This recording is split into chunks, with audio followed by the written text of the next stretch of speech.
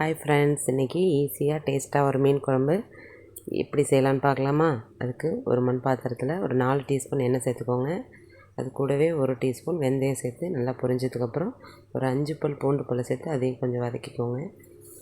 வதக்கினதுக்கப்புறம் ஒரு 10 பல் சின்ன வெங்காயத்தை அப்படியே அரிஞ்சு வச்சுருக்கேன், அதையும் நல்லா சேர்த்து வதக்கிக்கோங்க. சீக்கிரம் வெங்காயம் வதங்கிறதுக்காக கொஞ்சம் உப்பு சேர்த்துட்டு வதக்கி விட்டு ஒரு 5 நிமிஷம் மூடி வச்சிங்கன்னா கொஞ்சம் வெங்காயம் நல்லா ரோஸ்ட் ஆகி வெந்து வந்துடும். ஓப்பன் பண்ணி நல்லா கிளறி விட்டு இந்தளவுக்கு ரோஸ்ட் ஆனதுக்கப்புறம் 2 பழுத்த தக்காளியை குட்டி குட்டியாக அரிஞ்சு சேர்த்துக்கோங்க. வதக்கி விட்டு இதையும் மூடி வச்சிங்கன்னா இந்த உப்பு போட்டதில் இந்த ஹீட்லேயே நல்லா குழஞ்சி வெந்து வந்துடும். இந்த அளவுக்கு வெந்து வந்ததுக்கப்புறம் இப்போ மசாலாவை சேர்த்துக்க வேண்டியதான். இப்போ அரை டீஸ்பூன் மஞ்சள்தூள், 2 டீஸ்பூன் வெறும் மிளகாத்தூள். கலரும் கொடுக்கும், காரமும் கொடுக்கும். மீன் குழம்பு புளிக்குழம்புக்கெலாம் நல்லா வெறும் மிளகாத்தூள் கொஞ்சம் போட்டிங்கன்னா நல்ல கலர் கொடுக்கும்.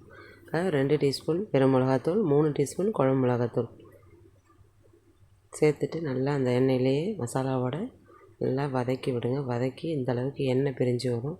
பிரிஞ்சு வர வரைக்கும் வதக்கி விட்டுட்டு ஒரு எலுமிச்சைப்பழ அளவுக்கு புளியை கரைச்சி நல்லா வடிகட்டி எடுத்து வச்சுருக்கோம், அதையும் இதில் சேர்த்துக்கிட்டு நல்லா கரைச்சி விட்டு மூடி ஒரு 15 நிமிஷம் நல்லா கொதிக்க விடுங்க. நல்லா குழம்பு கொதித்து வரட்டும். அதுக்கு இடையில் நம்ம வறுக்கிறதுக்கான மசாலா போட்டுடலாம்.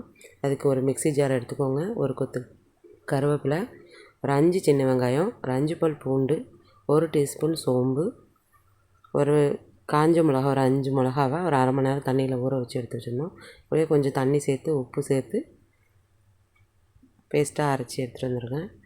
நம்ம இந்தளவுக்கு அரைச்சி பேஸ்ட்டை நம்ம க்ளீன் பண்ணி வச்சுருக்க மீனில் போட்டுட்டு கொஞ்சம் பைண்டிங்காக வெறும் மிளகாத்தூள் கொஞ்சம் போட்டுட்டு கொஞ்சம் எலுமிச்சைப்பழ சாறு எல்லாம் சேர்த்து நல்லா மசாலாவை பரட்டி இந்தளவுக்கு ஒரு ஓரமாக எடுத்து வச்சுருங்க.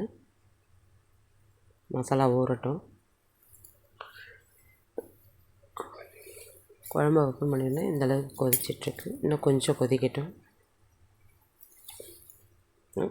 இப்போ ஓப்பன் பண்ணி செக் பண்ணிங்கன்னா இந்தளவுக்கு கொதித்து வந்ததுக்கப்புறம் நம்ம மீனை உள்ளே சேர்த்துக்க வேண்டியதான்.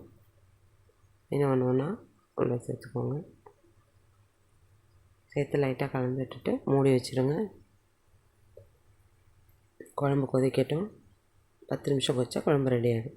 இடையில மீனை வறுத்துடலாம்.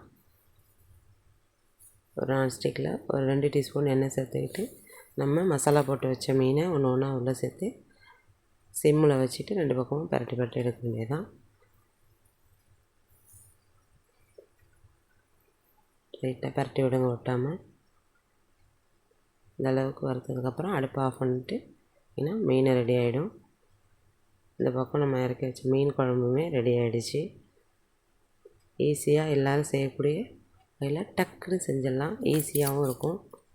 இந்த மாதிரி மீன் குழம்பு நீங்களும் வீட்டில் செஞ்சுட்டு எப்படி வந்துச்சுன்னு கமெண்ட் பண்ணுங்கள், லைக் பண்ணுங்கள், ஷேர் பண்ணுங்கள். தேங்க்ஸ் ஃபார் வாட்சிங்.